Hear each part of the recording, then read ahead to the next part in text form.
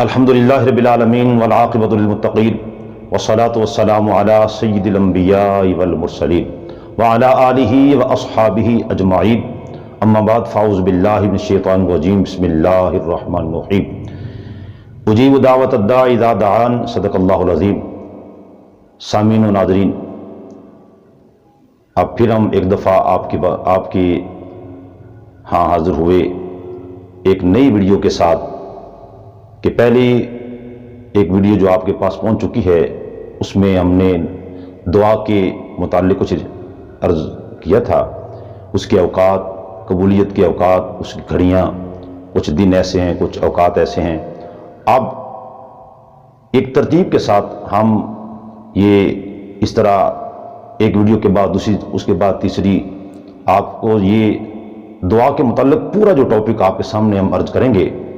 کہ پہلے تو اس کے اوقات، اس کی گھڑیاں، وہ لمحات عرض کیے۔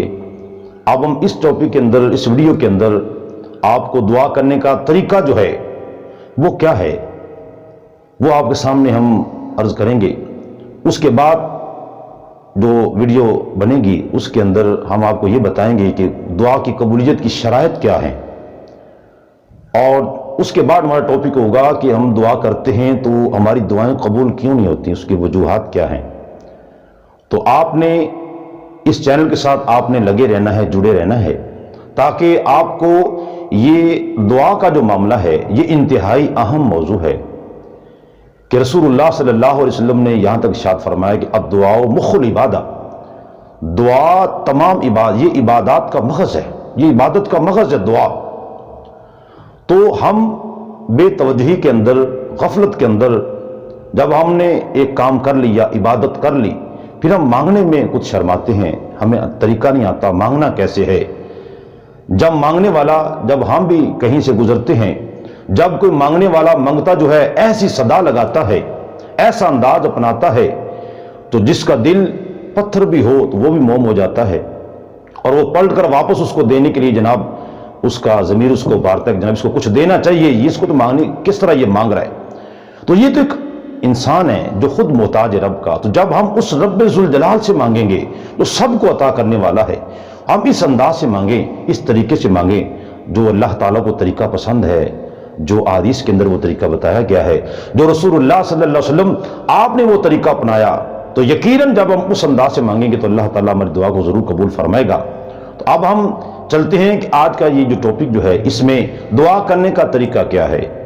کس طرح دعا مانگنی چاہیے۔ ایسا تو نہیں کہ ہم جناب بیٹھیں اور جناب بس ڈائریکٹلی جناب مانگنے شروع کر دیں، اے اللہ مجھے فلاں چیز دے دے، مجھے فلاں دے دے، مجھے دولت دے دے، مجھے اولاد دے دے۔ نہیں، ایک طریقہ بتایا گیا ہے۔ حضرت عبداللہ ابن مسعود رضی اللہ تعالیٰ عنہ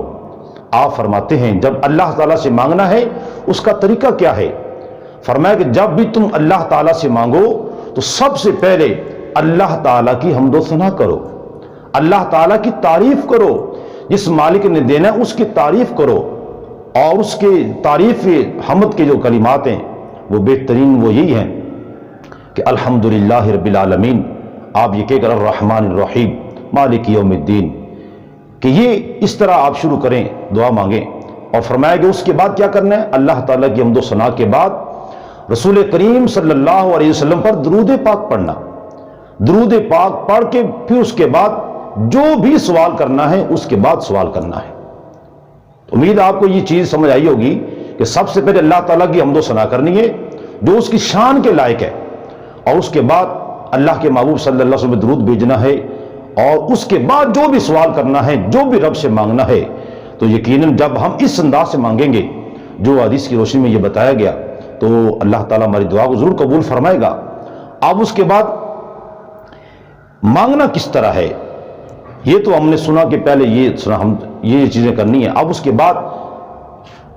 چونکہ ہمارا جو شعبہ یہی ہے، ہم دیکھتے ہیں کہ لوگ دعا جب مانگتے ہیں تو بڑی عجیب و غریب قسم کے طریقوں سے بیٹھے ہوتے ہیں، اور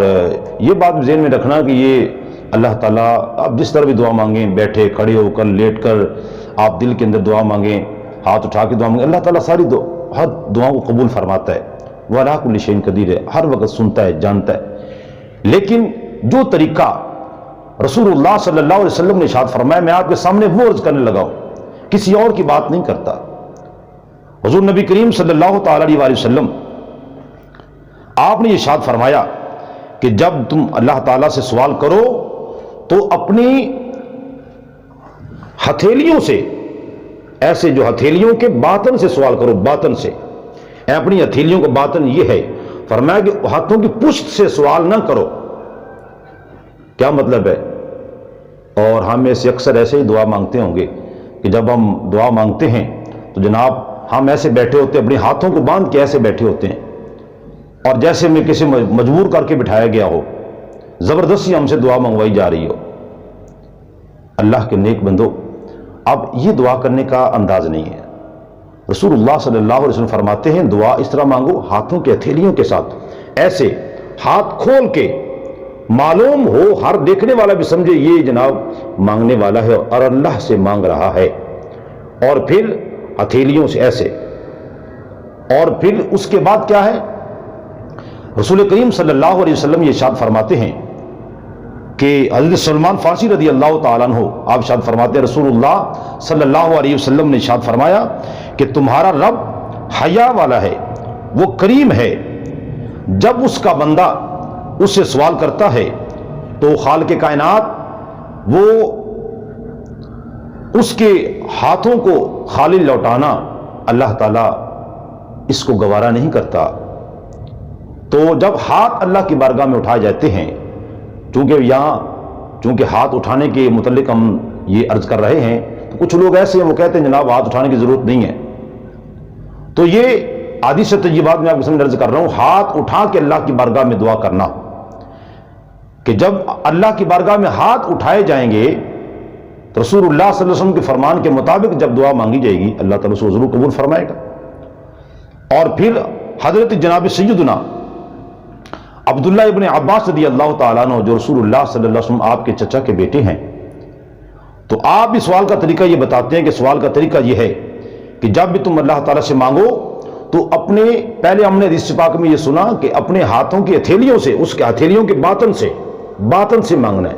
اور پشت سے نہیں، ایسے نہیں، یا وہ ایسے ہاتھ باندھ کے نہیں بیٹھنا، ہاتھوں کی جناب جو ہتھیلیوں کی جو باطن ہے اس سے مانگنا ہے۔ اور ہاتھ اٹھانے کہاں تک ہیں؟ وہ فرمایا گیا کہ وہ کندھوں تک، کندھوں کے برابر آپ اٹھائیں اور ایسے ہاتھ کھول کے رکھیں، اور بڑی توجہ کے ساتھ جو ہیں اللہ کی بارگاہ کے اندر پھر سوال کیا جائے، اور پھر گڑ گڑا کے دعا کرنا اور ہاتھوں کو کھول کے دعا کرنا بھی آتا ہے، لیکن ایسے بلند کر کے اپنے کندھوں کے برابر لائیں، ہاتھوں کو ایسے جوڑ کے آپ جو ہے نا اس وقت آپ دعا مانگیں۔ اور پھر اب کیا کرنا ہے کہ کیا ایسے ہی دعا مانگ کے ہم مانگتے رہے ایسے، اس کے بعد ہم ایسے ہاتھوں ایسے چھوڑ دیں؟ چھوڑنا نہیں ہے، بلکہ حضرت جناب سیدنا عمر بن خطاب رضی اللہ تعالیٰ عنہ آپ یہ فرماتے ہیں رسول اللہ صلی اللہ تعالیٰ علیہ وآلہ وسلم آپ جب آپ دعا فرماتے ہاتھ بلند کرتے، ہاتھ اپنے ہاتھوں کو بلند کرتے، اور ہاتھوں کو نیچے گرانے سے پہلے رسول اللہ صلی اللہ علیہ وسلم جیسے آپ مانگتے اور اس کے بعد آپ اپنے چہرے پر اپنے ہاتھوں کو ایسے پھیر لیا کرتے تھے۔ تو سامعین، یہ احادیث طیبات کی روشنی کے اندر ہم نے آج آپ کو یہ طریقہ بتایا کہ اللہ تعالیٰ سے مانگنے کا، احادیث کی روشنی کے اندر ہم کسی اور کی بات نہیں کرتے، ہم رسول کریم صلی اللہ علیہ وسلم جو اللہ تعالیٰ کے محبوب ہیں، اور آپ کا ہر طریقہ، آپ کا ہر انداز وہ ہے جو رب ذوالجلال کو پسند ہے، اسی طریقے سے ہم دعا مانگیں گے تو یقیناً اللہ تعالیٰ ہماری دعا کو قبول فرمائے گا۔ اور جو کچھ میں نے عرض کیا امید ہے کہ آپ کو سمجھ آ گئی ہوگی، اور پہلے اگر ہم اس طرح نہیں مانگتے تھے تو انشاءاللہ تعالیٰ ہم اس کو چھوڑ کر وہ طریقے کو اس طریقے سے جو رسول اللہ صلی اللہ علیہ وسلم نے ہمیں ارشاد فرمایا ہے، تو یقیناً اللہ تعالیٰ ہماری دعا کو قبول فرمائے گا۔ دعا کرتے ہیں اللہ تعالیٰ آپ کی مانگی ہوئی اور ہماری مانگی ہوئی ہر نیک جائز دعا کو قبول فرمائے، آمین ثم آمین۔ وآخر دعوانا الحمدللہ رب العالمین۔